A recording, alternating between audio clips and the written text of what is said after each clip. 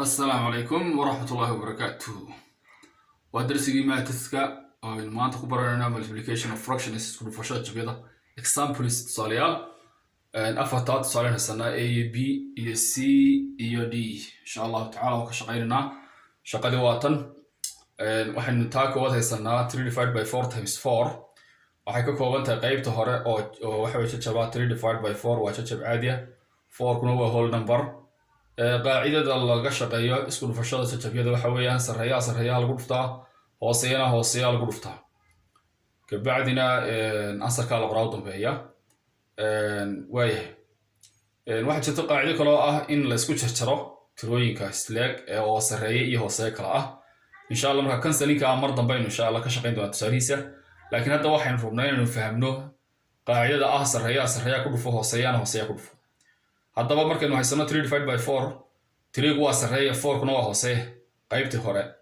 qaybta dambena waa 4 kaas isagu ma sareeya mise waa hooseeya waa sareeya weeyaan hooseeyuna 1 weeyaan marka tiro kasta oo meel ku qoran whole number ah waxay leedahay hooseeya hal abay leedahay marka hasha lama muujiyo lama qoro oo imika markaad 4 hal u qaybinayso 4 u qayb halba hasha lama muujinayo 4 baa la qoranaya okay haddii aan ahayn wax calculation oo caadi ah qoranayso laakiin markay tiradu halka ku qoran tahay caadiya hooseeyu waa hashan la muujiyo haddaba maxay isku dhacaya maanta sareeya ku dhufay hooseeyana ku dhufay waxaan soo ogaanay afartu inay sareeya tahay kadibna sareeya kalena waa 3 iyo 4 isku dhufo 12 hooseeyaha qaybta hore waa 4 qaybta labaadna hooseeyadu waa halna 4 ku dhufo 4 waxa ku soo baxay 12 loo qaybiyo 4 dhan walba 4 baad u qaybinaysaa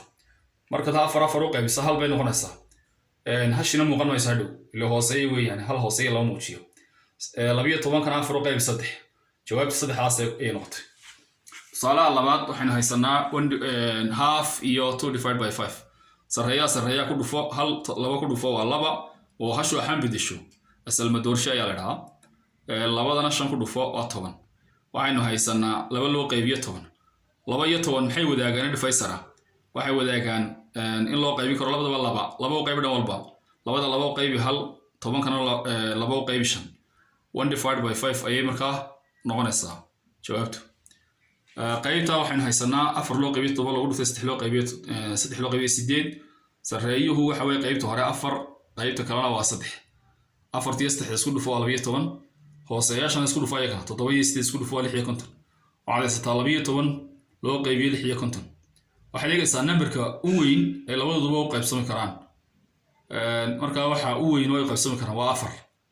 wax ka weyn lama wada qaybin karo labadooda marka waxa tiraahdaa